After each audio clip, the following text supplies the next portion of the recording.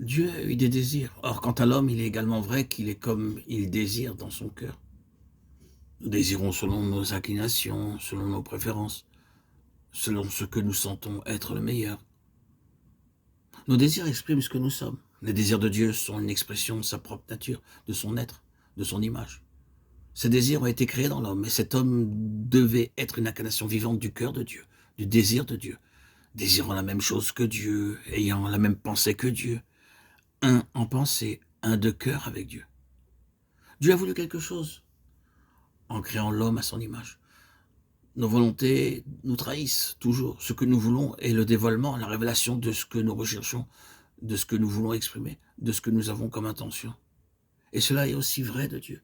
Dieu a voulu quelque chose, et cette volonté était Dieu, selon la nature de Dieu, l'essence de la nature de Dieu, de sa disposition et de son intention. Cette volonté de Dieu a été focalisée sur l'homme. Cet homme devait incarner la volonté de Dieu et l'exprimer en une expression personnelle, vivante, vivant dans la volonté de Dieu, vivant par la volonté de Dieu, tout son être rassemblé dans une expression inclusive et positive. Ta volonté, ô Dieu. Il devait y avoir un être créé appelé l'homme, selon cet ordre-là, pour être dans ce sens moral et spirituel. L'image de Dieu, la ressemblance de Dieu.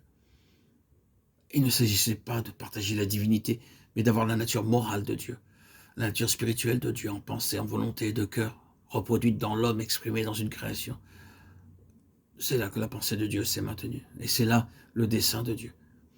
Il voulait qu'il soit fructueux, qu'il multiplie et remplisse la terre, qu'il croisse et s'étende, moralement et spirituellement, pour atteindre et pénétrer tous les domaines spirituels et remplir l'univers. Les forces morales sont des forces qui vont bien au-delà de l'individu dans lequel elles demeurent ou sont concentrées. Maintenant, vous pouvez voir pourquoi Satan a cherché à s'emparer de l'homme et pourquoi il s'y est pris de la manière dont il l'a fait. C'est comme s'il avait dit, mettez de côté la pensée de Dieu, la volonté de Dieu, le désir de Dieu. En d'autres termes, acceptez les biens à la place. Maintenant, qu'a-t-on? L'expansion de cette chose d'un homme à un univers. Ces forces morales, qui sont autres que celles que Dieu s'était proposées, sont maintenant des forces cosmiques. Elles se sont étendues bien au-delà de l'individu, bien au-delà de la famille, jusqu'à une race et au-delà d'une race, à tous les domaines du cosmos qui nous entourent. Il y a une volonté autre que celle de Dieu, imprégnant l'atmosphère même. Il y a d'autres désirs, d'autres sentiments, d'autres pensées, tout cela contre Dieu. Voyez ensuite la terrible alternative. Vous voyez combien l'envergure de cette affaire est grande.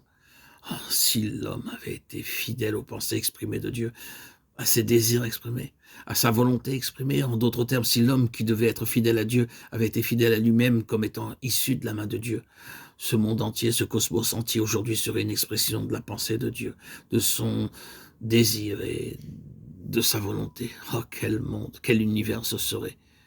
Mais qu'en est-il maintenant? Une chose telle que 1000 ligues de nations ne la redressera jamais. Dans cet univers, l'homme a donné libre cours par sa trahison, sa complicité avec l'ennemi de Dieu, à quelque chose qui doit s'élaborer jusqu'à ce que cette création soit une expression de part en part de ce qui est révolté contre Dieu. Et cela réalisera son propre dessein. Quelle différence!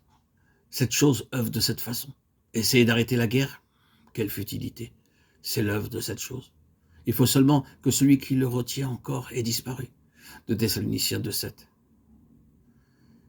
Quand cette contrainte sera entièrement enlevée, vous verrez toute cette création comme une pâte fermentée se transformer sous l'action de l'anarchie et de l'autodestruction.